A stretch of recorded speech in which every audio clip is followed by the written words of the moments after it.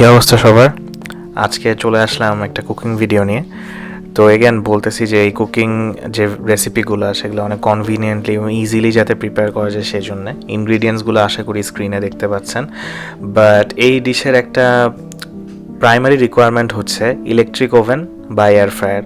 এখন air fryer বা electric oven না থাকলে সেম ওয়েতে আপনি ম্যারিনেট করে হয়তো প্যানে ফ্রাই করে খেতে পারেন, বাট সেই ক্ষেত্রে এই ডিশের যে মেইন উদ্দেশ্য যে এটা একটা হেলদি ডিশ সেই জিনিসটা হয়তো পুরোপুরি এনশিওর করা যাবে না। তো আমরা এই ক্ষেত্রে ফিশ ফিলে হিসেবে নিয়েছি হচ্ছে বাসা ফিশ। তো এছাড়াও আপনি অন্য যে ফিশ ফিলে আপনি যে কোনো সামুদ্রিক মাছের নিলেই এটা করা যায় ডিশটা।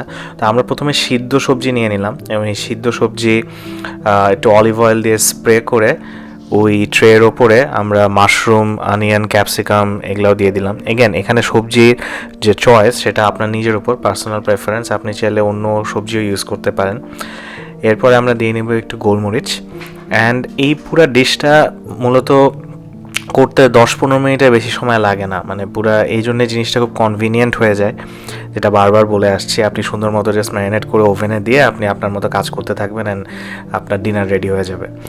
তো আমরা এখানে হেলদি যে এলিমেন্টগুলো বললাম, যে আমরা যে ফিশ ইউজ করতেছি সেটা প্রোটিনের খুব ভালো সোর্স, ভেজিটেবল আপনার ভিটামিনস মিনারেলসের খুব ভালো সোর্স, অ্যান্ড আমরা পুরো জিনিসটা অলিভ অয়েলে করতেছি। So overall it's a very healthy dish. So রাতে ডিনারের জন্য খুবই ভালো একটা অপশন হতে পারে।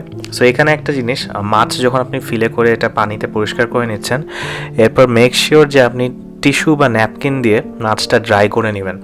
এই একটা ভুল অনেকেরই হয়, মাছটা প্রপারলি ড্রাই না করলে, মাছটা যদি একটু ওয়েট থাকে সেই ক্ষেত্রে দেখা যায় যে মাছে একটা গন্ধ হয়।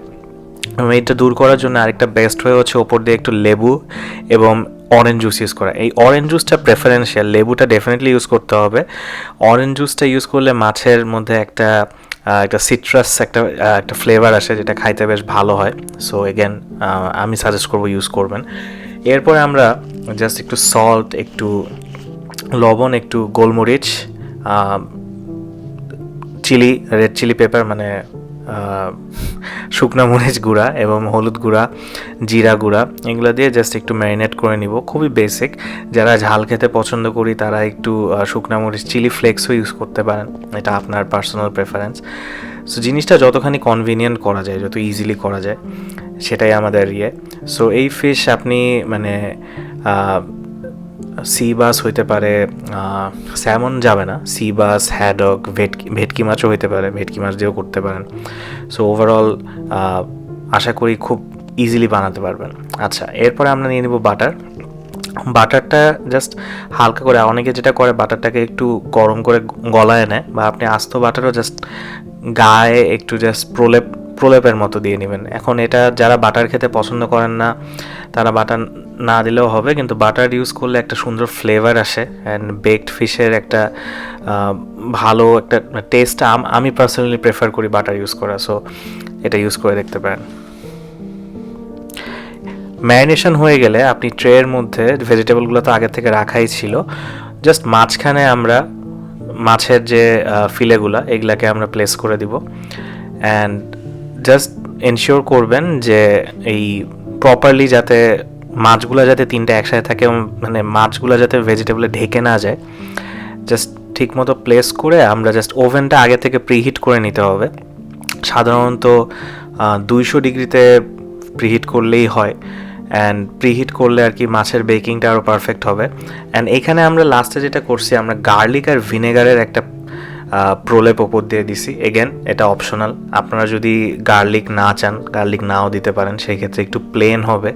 গার্লিক দিলে একটু একটা এক্সট্রা ফ্লেভার অ্যাড হয়।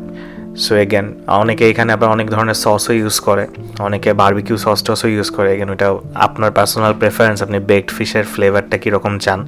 আমরা এক্ষেত্রে গার্লিক বেকড ফিশ বানাচ্ছি, সো গার্লিকের অ্যান্ড ভিনেগারের একটা প্রলেপ ওপর দিয়ে দিয়েছি।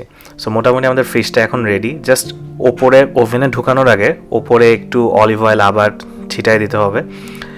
আর এগেন এখানে বলতেছি অলিভ অয়েলই ইউজ করতে হবে তা না, আপনারা অন্য সানফ্লাওয়ার অয়েল বা সয়াবিন অয়েলও ইউজ করতে পারেন, বাট অলিভ অয়েল ইউজ করা হেলদি বেশি। আমরা বললাম যে এই ডিশের কনভিনিয়েন্ট হওয়ার পাশাপাশি এটা খুবই একটা হেলদি অপশন। এই জন্য আমরা এভাবে করছি।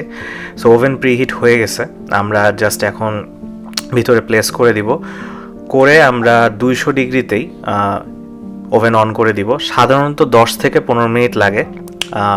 10 মিনিট পরে আমি সাজেস্ট করবো 10 মিনিট পর মাছটা বের করে এনে একটু চেক করতে যে প্রপারলি বেক হয়েছে নাকি। ম্যাক্সিমাম 15 মিনিট লাগবে, এর বেশি লাগবে না।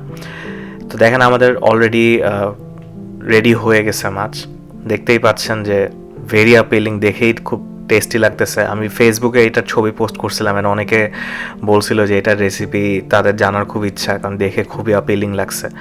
So now you have the recipe. আশা করি সবার ভালো লাগছে, খুব ইজিলি বানায় ফেলেন, খুবই হেলদি একটা অপশন।